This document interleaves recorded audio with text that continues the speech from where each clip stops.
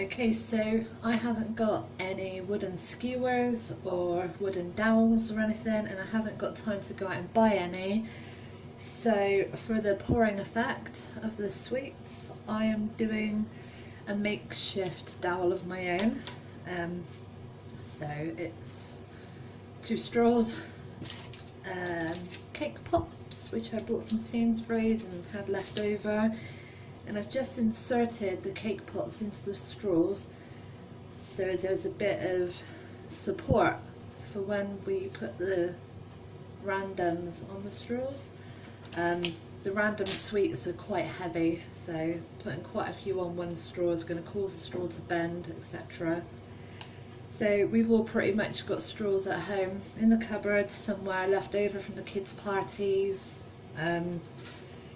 You could probably get away with using most things to go in your straw.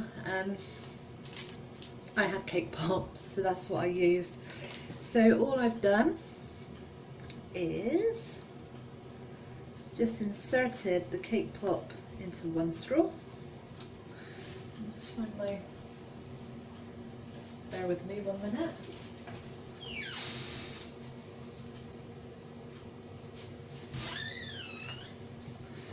I've got a cocktail stick and I've taken the end off so as I don't hurt myself. So I'm just going to push the cake pop into the straw.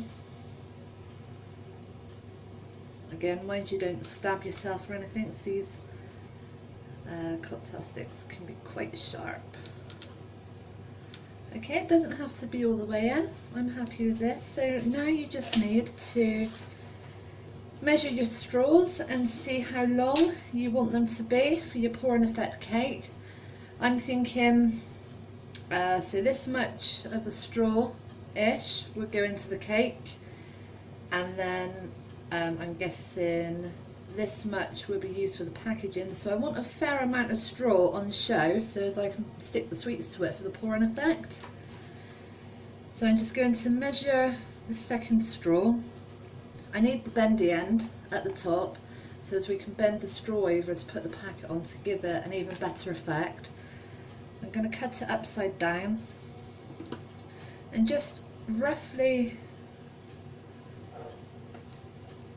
guess where I want the straw cut, and then I'm just going to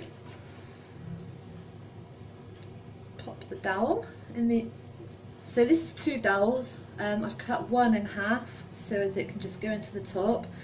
Again, you don't want the second dowel on the top of the straw because you want a bit of bend so as you can add effect. So I struggled to get the straw together, so I just made a little snip.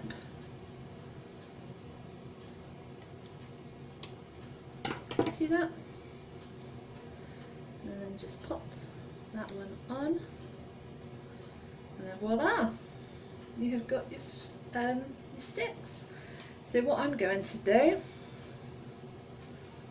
that one's quite long, just trim it off.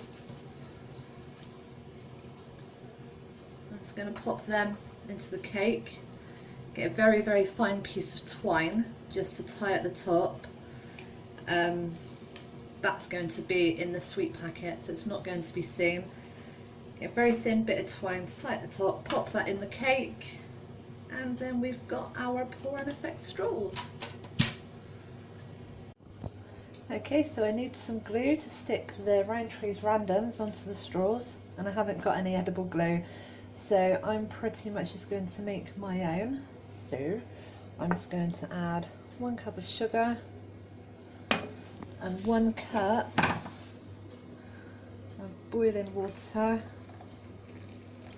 to the saucepan.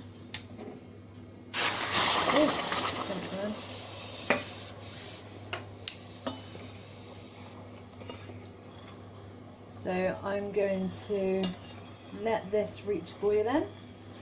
Once it's reached boiling, I'm going to reduce the heat and let it simmer for 5 minutes.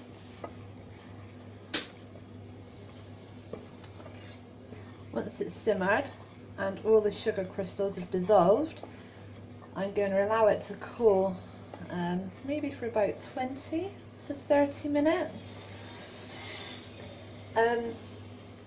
Sorry, someone just went past my kitchen window on a weird sounding thing. And again. Okay, so I'm going to leave this to cool for about 20 to 30 minutes once it's all dissolved. So this will thicken it up and it'll give me the consistency I need to be able to stick my Rowntrees randoms onto the straws. No need to go out and buy any glue. We've all got sugar in the cupboard. We've all got water in the tap. Make your own.